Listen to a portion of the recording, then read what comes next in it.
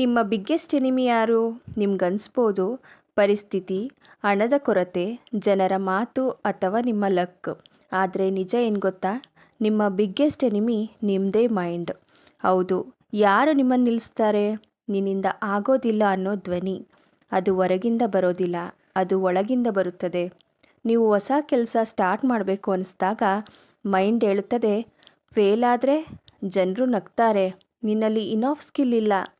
ಒಂದು ಆಪರ್ಚುನಿಟಿ ಬಂದಾಗ ಮೈಂಡ್ ಹೇಳ್ತದೆ, ಇದು ನಿನ್ನ ಲೆವೆಲ್ ಅಲ್ಲ, ನೀನು ರೆಡಿ ಅಲ್ಲ.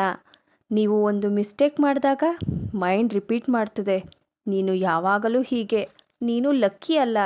ಸತ್ಯ ಏನು ಗೊತ್ತಾ? ಮೈಂಡ್ ನಿಮ್ಮನ್ನು ಪ್ರೊಟೆಕ್ಟ್ ಮಾಡೋಕ್ಕೆ ಪ್ರಯತ್ನಿಸುತ್ತಿದೆ. ಅದು ರಿಸ್ಕ್ ಇಷ್ಟಪಡೋದಿಲ್ಲ, ಕಂಫರ್ಟ್ ಝೋನ್ ಇಷ್ಟಪಡುತ್ತದೆ. ಆದರೆ ಗ್ರೋತ್ ಕಂಫರ್ಟ್ ಝೋನ್ ಹೊರಗೆ ಇದೆ. ಮೈಂಡ್ ಒಂದು ಸೆಕ್ಯೂರಿಟಿ ಗಾರ್ಡ್ ಹಾಗೆ. ಅದು ಡೋರ್ ಲಾಕ್ ಮಾಡುತ್ತದೆ, ಆದರೆ ಕೀ ಕೂಡ ನಿಮ್ಮ ಕೈಯಲ್ಲಿದೆ.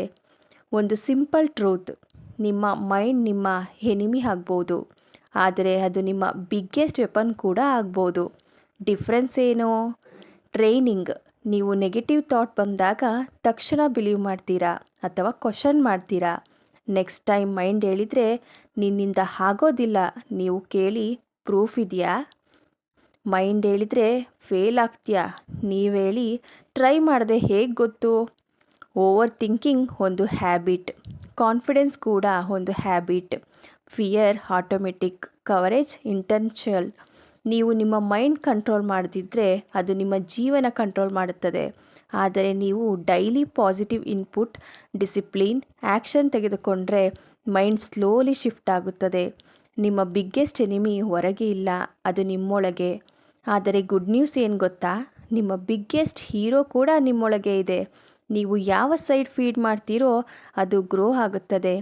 ಫಿಯರ್ನ ಅಥವಾ ಫೋಕಸ್ನ? ಡಿಸಿಷನ್ ಇವತ್ತೇ ತೆಗೆದುಕೊಳ್ಳಿ. ಯಾಕೆಂದರೆ ಕೊನೆಗೆ ಮೈಂಡ್ಗೆ ಗೆದ್ದವನೇ ಜೀವನ ಗೆಲ್ಲುತ್ತಾನೆ.